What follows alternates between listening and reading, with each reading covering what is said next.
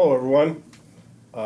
This module is about writing and writing skills, and to try to make each of us a little better at writing, specifically in accounting or business settings. So that's what we're going to focus on. As you can see here in the module, there is some reading on the passive voice versus the active voice. Passive voice uses a lot of helping verbs like is. Darla is going, instead of using a direct verb. That's the active voice. And typically, we want to be active in business writing. It sounds stronger. However, as it was explained in the reading, there's some times when, especially when breaking bad news or telling someone that something disappointing, that passive voice may be better. So typically the point is that we want to use less words, and passive voice is almost always more wordy. Which brings us to the next one, wordiness. And that seems to be our biggest challenge, is putting extra words in our writing. We want to say things with as few words as possible in business. In fact, we're going to practice that on this discussion post down here. You'll see here a statement. It's got 74 words and 3 sentences, and your goal is going to be to post to this discussion board how you could rewrite this so it was just as clear, but with 40 words or less. So the fewer the words, the better. See if you can do it with even less than that, but 40 words would be the maximum. And see if you can cut out at least 34 words out of that sentence. The goal with this module is, or how we're going to utilize this skill, is we're going to first of all do our resume and cover letter. You're going to create a rough draft. You'll have some information, some links here about basics as far as resumes. You'll have a rough draft that you're going to turn in. And then I will give you feedback, and then you will have an opportunity to submit again. It will be this final resume and cover letter that will be graded using this rubric. I'll give you feedback, but I won't grade the rough draft per se. And besides that, there's some other writing exercises. We're going to write up some case studies and a report for some of our other things, as well as some memos. But those are in other learning modules, and you'll see them there. But so in this learning module, that is the goal here.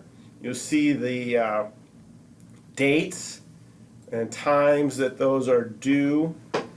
I also encourage you to get feedback on your resume from others as well, including your mentors or our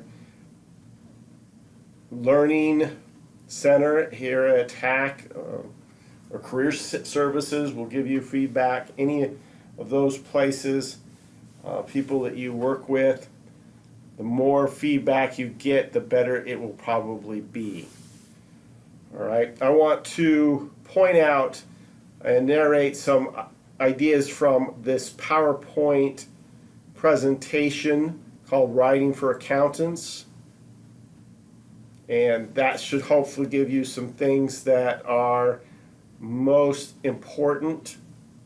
So let me get this slideshow going and get our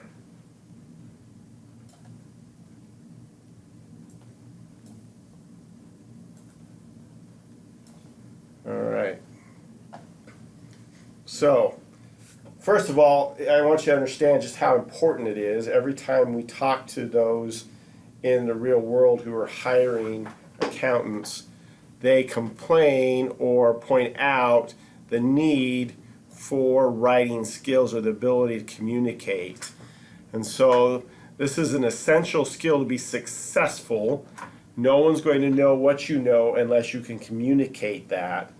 And you're not going to make progress in terms of getting the jobs that you want without that ability to write.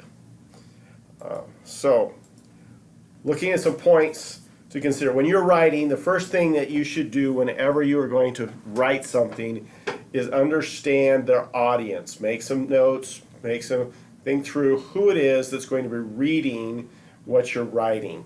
What's their background and what do they need? So you want to give them in business what they need. You don't want to use terms that they're not going to understand, but you also don't want to treat them like they are children and have to have everything defined as well. So you need to understand the background of your audience and what they need. So that's the first thing when you're going to be writing. The second is, what do you want them to do or know? So if you can delineate your purpose, what is your goal, it'll allow you to do all what you need to do with fewer words and be more direct, because you understand where you're going to end up with. So you understand who they are, who you're talking to, and picture them in your mind, and you have what you want them to accomplish or want them to do, feel, change because of what you're writing. Now, if it's anything longer than, say, a couple of paragraphs, you should probably write and outline your paragraphs. So now that you know what your purpose is, what are the steps to get to that purpose? So if your purpose is the conclusion, meaning this is what you want them to do, what are you going to have to explain to them to get to that point? So you kind of outline each paragraph that you're going to do. One idea per paragraph.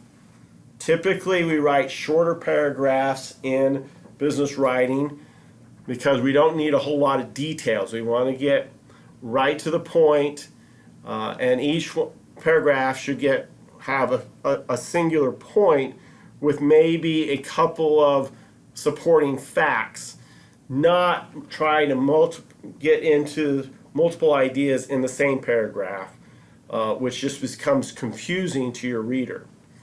So you got your main idea for each paragraph, some supporting details, and then a new paragraph.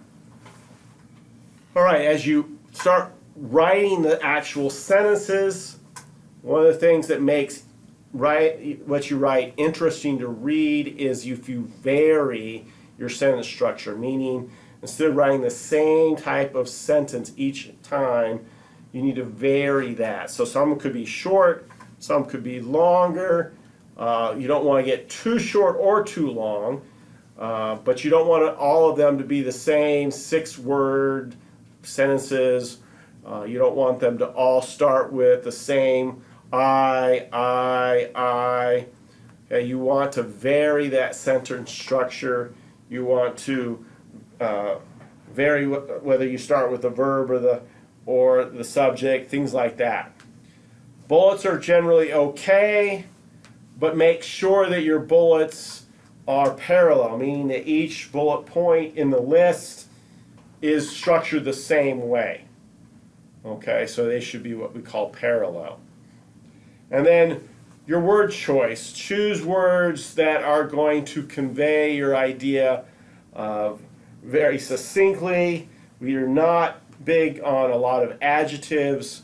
We're going to use words that are clear, that don't have multiple meanings, that sort of thing. So that's when you get to that idea, when you start to actually put the words together, think words that are very distinct and concrete, and not avoid words that are kind of mishy-mashy, like really or kind of or that sort of thing. Those are words that are not very helpful to understanding. And then as you're choosing your words and you've written it, almost always you want to go back through what you've written and take out.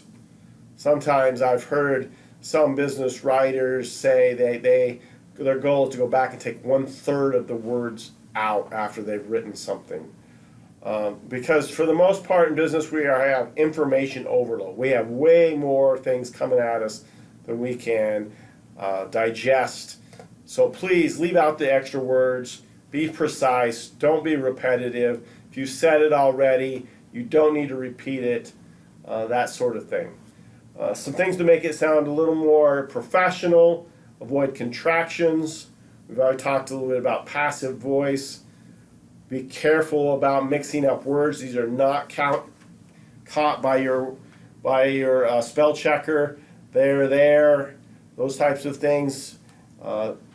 Your computer doesn't know which one of those you mean. You need to know and make sure that you don't mix them up.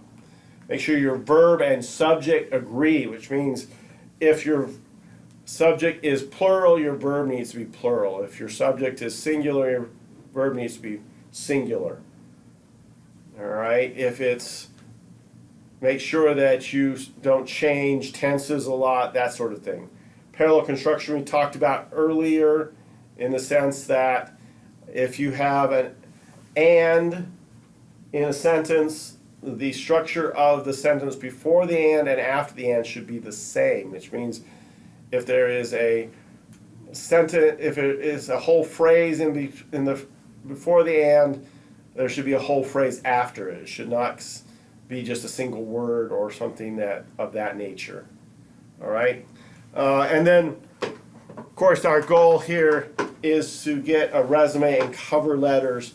You're even more need to be more succinct in your resume and cover letter than you are on almost any other business writing. So it is of the extreme, especially on the resume. You want to get your resume typically within one page.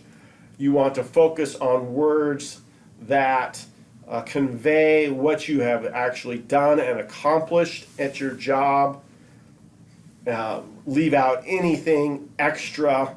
It should get right to the point, telling you what that you did and why they should hire you. You should match up your words to match the job description that you read. So if it says that they need someone that is detail oriented, then you're going to put something in your resume that describes your detail orientation very briefly, right to the point, and you may even highlight that term detail in your sentence so that they know exactly that that's what you're conveying to them, is that you know how to make sure that details are correct in some aspect of a job you've had in the past. That's the idea. Match up the resume with what the job requirements are.